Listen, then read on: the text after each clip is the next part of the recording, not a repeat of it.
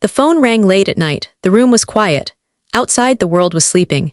Inside the small room, a man was still awake. He was sitting alone, looking at the dark sky through a window. The stars were shining far away, silent and cold. When the phone rang, he did not move at first. He knew this call could change everything. Slowly, he picked up the phone. On the other side, a serious voice spoke. "We need you," the voice said. "This mission is dangerous. Very dangerous." The man closed his eyes. He had waited for this call his whole life.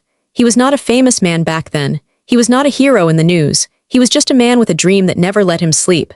A dream bigger than fear, bigger than common sense. Since childhood, he always looked at the sky. Other children played on the ground. He looked up. When birds flew, he watched them until they disappeared. When planes crossed the clouds, his heart beat faster. He always asked the same question. What is above that? Teachers told him to focus on books.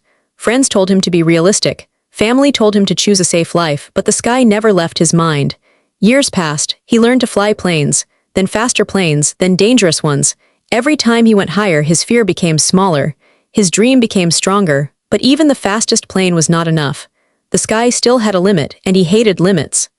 That night, the phone call was not normal. This was not about flying a plane. This was about jumping from space. The voice on the phone explained slowly. Scientists were planning something never done before. A jump so high that no human had ever tried it. A jump from the edge of space. If something went wrong, there would be no second chance. No rescue, no help, just silence. The man listened carefully. He did not interrupt. He did not ask questions. His hands were calm, but his heart was racing. The voice continued. At that height, the voice said, "There is no air, your blood can boil, your body can spin out of control, you can lose consciousness in seconds." The man looked at the stars again. He whispered to himself, "This is it." The caller asked the most important question. "Are you ready to risk your life?" The room felt colder. This was the moment. Many people dream big dreams, but when danger becomes real, they step back. This man did not. Remembered all the nights he spent looking at the sky. All the times people laughed at his ideas. All the times fear tried to stop him. Slowly, clearly, he answered, "Yes." After the call ended, the room was silent again, but nothing was the same. The next morning, he traveled to a secret location, a place where scientists, engineers, and doctors were waiting. Everyone looked serious. No one was smiling. On the table were drawings, numbers, and plans. In the center was a picture, a man standing at the edge of space. Under him, Earth, above him, nothing. The leader of the team spoke. "This jump will break records," he said. "But records are not important, survival is." He explained the mission. A giant balloon would lift a small capsule higher than any balloon before. Inside the capsule, the man would sit alone. No pilot, no helper, just him. At the top, he would open the door and jump. The room became quiet. One scientist spoke softly. "If he spins too fast, he dies." Another added, "If the suit fails, he dies." A doctor said, "If he loses oxygen for seconds, he dies." Everyone looked at the man. He did not look afraid. But inside, fear was there. He was human. That night, he could not sleep. He imagined standing above the earth. He imagined the fall. He imagined the silence. He imagined death. For the first time, doubt touched his mind. What if I don't come back? He turned in bed. Then he remembered something simple. If I don't go, someone else will. And if no one goes, humans never move forward. Training started immediately. His body was pushed to limits. His mind was tested every day. Doctors checked his heart, lungs, brain. Engineers tested the suit again and again. The suit was not normal. It was like a small spaceship around his body. It had to protect him from cold, pressure, speed, and silence. One small tear could kill him. During one test, alarms went off. The suit failed. Everyone froze. If this happened in real jump, there would be no escape. Some team members suggested stopping the mission. "This is too risky," they said. The man listened. Then he spoke calmly. "Fix the problem," he said. "We continue." Days turned into weeks. The world outside did not know. News channels talked about normal things. People lived normal lives. But somewhere, a man was preparing to fall from space. One evening, the man stood alone again. He looked at the sky. But this time, the sky looked different. It was not just beautiful, it was dangerous, and waiting. The phone rang again. Another call. The final call. Weather conditions were changing. Time was limited. The mission had to happen soon or never. The man took a deep breath. Tomorrow, he would rise higher than any human before him. Tomorrow, he would stand where the sky ends. Tomorrow, he would jump. He packed nothing personal. No photos, no letters. He did not want emotions to slow him down, but before leaving, he stopped. He looked at the mirror. He saw not a hero. He saw a man afraid but ready. Outside, the night was quiet. The stars were still watching. And somewhere above them, space was waiting. The morning came too fast. The man woke up before the alarm. His eyes were open, but his mind was already far away. Outside the window, the sky looked calm. Too calm. Calm days are dangerous days. He sat on the bed and took a deep breath. Today was not a normal day. Today, every step mattered. One mistake and there would be no tomorrow. At the base, everything was quiet. Technicians moved slowly. No loud voices. No jokes. Everyone understood the risk. This was not excitement. This was focus. The balloon was lying on the ground like a giant sleeping animal. White, silent, powerful. The capsule stood next to it. Small, tight, alone. That capsule would soon carry a human higher than anyone before. Doctors called him in.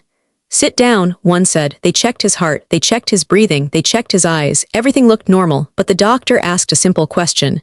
How do you feel? The man paused. I feel ready, he said. That was the truth, and also a lie. In another room, engineers were arguing. The pressure system is still risky, one said. The temperature can drop suddenly. Another replied. Numbers were moving on screens. Graphs changed every second. Nature does not care about plans. Weather can kill dreams. The man stood alone again. He wore normal clothes, but soon that would change. A technician held the helmet in his hands. It looked heavy, strong, lifeless. This helmet, the technician said, is your only friend up there. The man nodded. Friends were rare in space. As they helped him into the suit, everything became slow.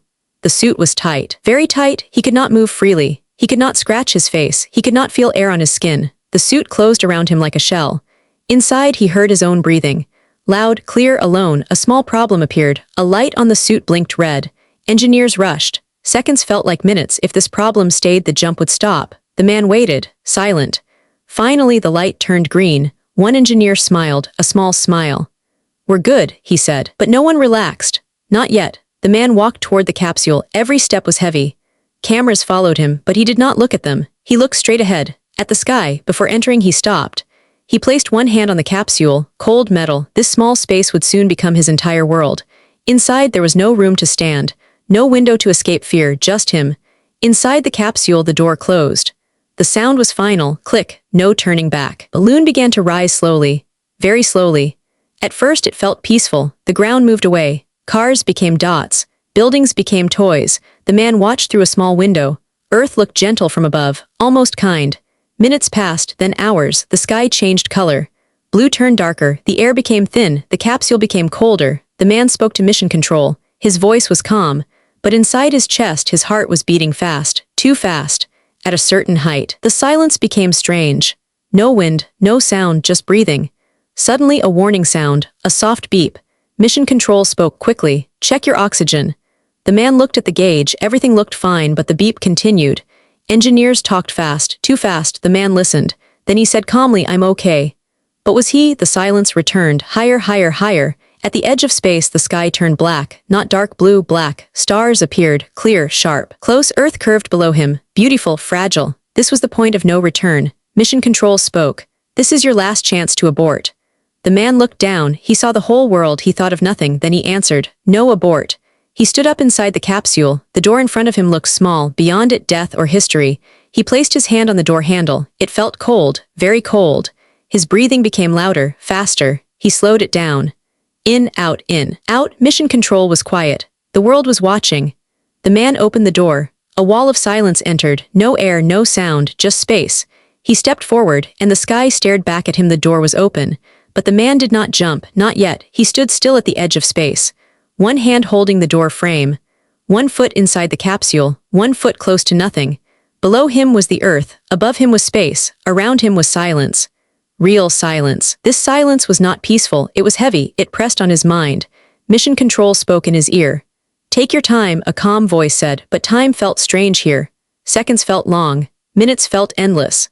Inside his helmet, the man could hear only one thing, his breathing, slow, then fast, then slow again. He forced himself to calm down. For the first time, his mind asked a dangerous question. Why am I here? Not because of fear, but because of reality. One step forward and there is no ground. He looked down again. The earth looked unreal. No sound, no movement, just a blue curve floating in black space. This was not a place for humans, and yet here he was. His heart beat harder. The suit felt tighter. Sweat formed inside the helmet. He wiped nothing. He could wipe nothing. A small voice appeared in his head. A quiet voice. A human voice. What if this is a mistake? He remembered the training. They told him fear would come. They told him fear would lie. Fear always tries to protect life even when life must be risked. Mission control checked in again. Vitals are stable, they said. Take a deep breath. He did in, out, but something was wrong. His hands felt strange. Light, almost numb, he looked at the gauges. Oxygen level normal. Pressure normal, heart rate high but acceptable. Everything looked fine, but his body felt different. At this height, the human body changes. Blood moves differently. Air feels fake. The brain can play tricks. Fear becomes louder. The man closed his eyes. He remembered being a child, lying on the ground, looking at the sky, dreaming without fear. Back then, falling felt fun. Now, falling meant death. Mission Control spoke again. You are clear to jump. Clear, the word sounded strange. Nothing was clear. Everything was unknown. He moved his foot forward, just a little. The edge was right there. Space waited patiently. His heart rate jumped. A warning beep sounded, not loud, but sharp. Doctors watched screens. Heart rate is rising, one said. Still safe, another replied. Safe, such a small word. The man froze. For a moment, he could not move, not because of fear, but because his brain refused. This was the last moment his body could say no. He spoke softly into the mic. I'm okay. But his voice was not fully steady. Mission Control heard it. They knew this was the hardest part, not the fall, the decision. Another voice came through, not technical, not cold, human. You trained for this, the voice said. You are ready. The man swallowed. He looked down one last time. He did not think about records. He did not think about history. He thought about one thing only, trust. Trust in the suit, trust in training, trust in himself. He placed both feet on the edge. Now there was nothing behind him, only forward. The silence became louder. His breathing slowed. His hands stopped shaking. Something changed inside him. Fear did not disappear, but it stepped back. He straightened his body, like a man standing tall before a storm. Mission Control counted softly. Whenever you're ready. No countdown, no pressure. The choice was his. The man leaned forward. Gravity woke up. The earth pulled him gently, then harder. For a split second, time stopped. And then he stepped off. The moment his feet left the edge, everything changed. There was no push, no sound, no wind. He did not feel like he was falling. He felt like the world was falling away from him. For the first second, his body floated. Then gravity grabbed him hard. The capsule was gone above him. The sky was black. The earth was far below, too far. His body began to turn, slowly at first, then faster. Inside the helmet, his breathing became loud again. Air rushed in and out, fast, too fast. Mission Control spoke. You are stable, keep position. But his body did not listen. He tried to spread his arms. The suit was heavy. Movement felt slow, like moving underwater. The spin increased. The stars began to blur. The earth started to twist. Up became down. Down became everywhere. This was the danger they feared most. Spinning. If the spin became too fast, blood would rush away from his brain. He could pass out. And if he passed out, he would never wake up. A warning beep sounded inside the helmet. Sharp, cold. Doctors watched the screens. Rotation increasing, one said. Heart rate rising, another added. The man spoke. His voice was strained. I'm spinning. Mission Control replied quickly. Slow movements, do not fight it. Easy words, hard action. He forced himself to calm down. Fear tried to take control, but panic would kill him faster than the fall. He remembered training. Small movements. Gentle corrections. Patience. He moved one arm just a little. The spin slowed, then started again. Faster. The earth rushed closer. Not fast enough to feel, but fast enough to see. The air around him thickened. Not much, just enough. For the first time he felt wind, a soft push, then stronger. The suit began to shake. Tiny vibrations, like the suit was waking up. His body shook harder. The fall became violent. Was now falling faster than any human before. Faster than sound. But there was still no noise. Suddenly, everything went quiet again. Too quiet. Mission Control spoke. No answer. Do you copy? Silence. The man's vision narrowed. The edges turned dark. His body felt heavy. Very heavy. Blood pulled away from his head. The spin returned. Harder. Inside the helmet, his breathing slowed. Not by choice, by force. Doctors panicked. We are losing his signal. Inside the suit. The man was fading. Thoughts became slow. Memories blurred. He remembered the sky as a child. Blue, safe. Darkness closed in. Then a sudden jerk. The spin stopped. Air pushed hard against his body, strong, violent. His vision returned. Light exploded back into view. He gasped, deep, painful, alive. The suit stabilized. The fall continued, but now controlled. Mission Control's voice returned. Signal restored. Relief filled the room, but no one celebrated. Not yet. The hardest part was not over. It was just beginning. The fall was no longer silent. Not in feeling. The air around him was now real, heavy, angry. His body cut through the sky like a bullet, but there was still no sound, only pressure. The suit began to shake harder, not small vibrations, strong hits like invisible hands were pushing him. Mission Control watched numbers jump, speed rising, altitude dropping, time moving fast. One engineer whispered, "He's about to break the sound barrier." The man did not hear that. Inside the helmet, his world was small. Breathing, pressure, pain, the air pressed against his chest. It felt like something heavy was sitting on him. Every breath became work. His arms tried to move. They felt heavy, like stone. The suit protected him, but it could not remove pain. At this speed, the human body is not made to fall. Bones feel stress. Muscles fight air. The brain struggles to stay clear. His vision started to shake. Not blur, shake. He focused on one thing, breathing, in, out, slow. Mission Control spoke. You are approaching maximum speed. The words sounded calm, but the room was not. Doctors watched heart rate numbers climb, too high, then drop, then rise again. The man felt his body flatten, not really, but it felt that way, like air was trying to crush him. Then something strange happened. The shaking changed. It became smoother, cleaner. Sure shifted. The fall felt different. Without hearing it, he passed the sound barrier. No boom, no noise, just a change. The air now flowed around him instead of fighting him. His body stabilized. For the first time since the jump, he felt in control. Mission Control confirmed it. He has broken the sound barrier. Silence filled the room, then quiet smiles, but still no cheers. The danger was not over. Speed can kill slowly too. The suit temperature began to rise. Air friction heated the suit, not fire, but heat. Warnings appeared, not red, yellow, still dangerous. The man felt warmth spreading, not comfortable, not deadly. Yet he adjusted position, small movements. Careful, the Earth was much closer now. Details appeared, clouds, shadows, light. Time felt strange again. Too fast, too slow, then another problem. The spin returned, not strong but enough. The man reacted instantly. Training took control. Fear stayed quiet. Moved one arm, then the other. The spin slowed. Mission Control guided him. Hold that position. He did. Speed began to drop, slowly, naturally. The worst was passing, but mistakes here could still end everything. The man checked altitude, still high, still falling. The parachute was not ready yet. Too early would rip it apart. Too late would be death. This was a waiting game. His body started to feel tired. Very tired. Muscles burned.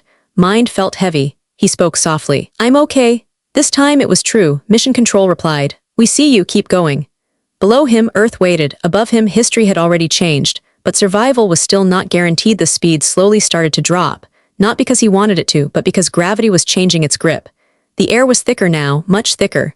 It pushed against his body from every side. The fall was no longer smooth. It was heavy, hard. His body began to feel tired. Not normal tired, deep tired. Every muscle ached. His arms felt weak. His legs felt slow. Breathing became harder again, not fast, but heavy. Each breath felt like lifting weight. Mission Control watched carefully. Speed dropping, altitude dropping faster, time running. The man tried to relax, but the body does not listen forever. His hands began to shake, small shakes, then stronger. Fatigue is dangerous. Tired hands make slow decisions. Slow decisions kill. Suit helped, but it could not move for him. A new warning appeared. Oxygen level still normal, but consumption was high, too high. Doctors exchanged looks. He's burning oxygen fast, one said.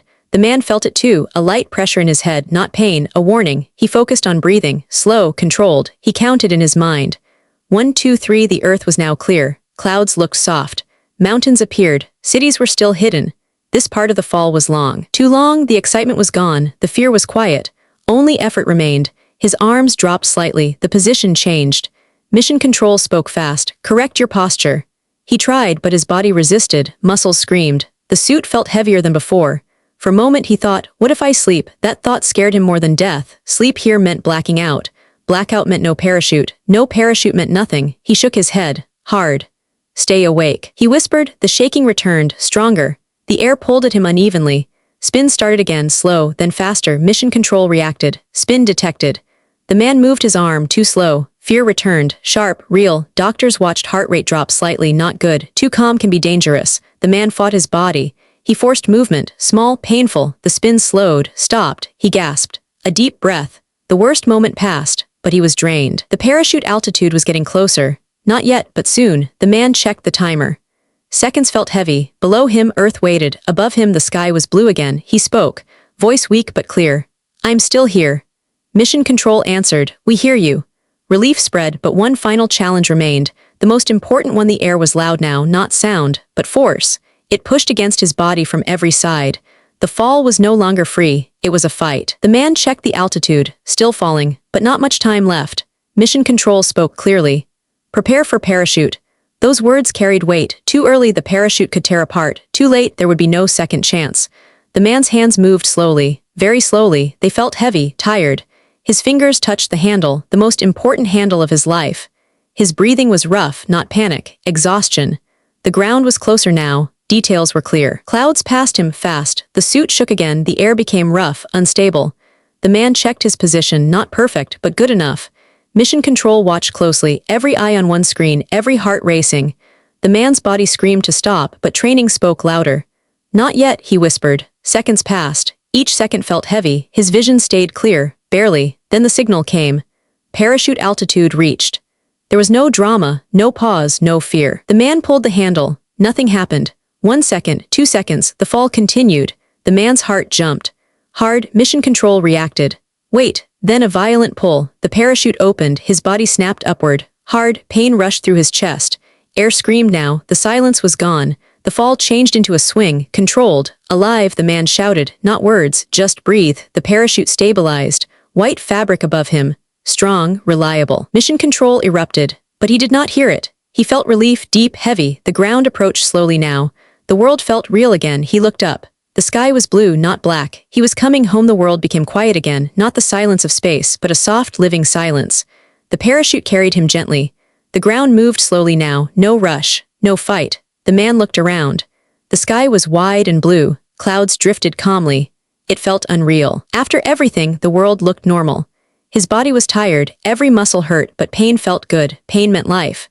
The ground grew closer. Details appeared, trees, roads, people. Mission Control spoke. Landing zone is clear. The man adjusted his position.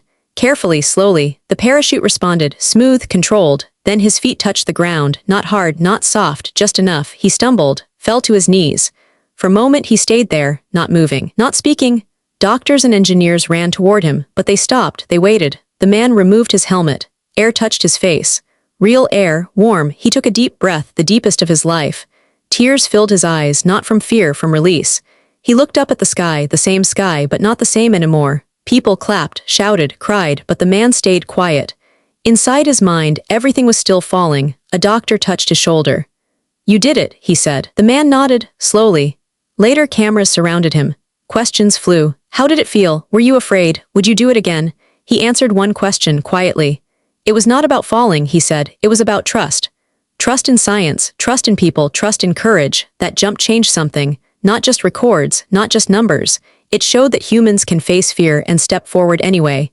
The sky would never feel the same again, because one man proved it could be reached.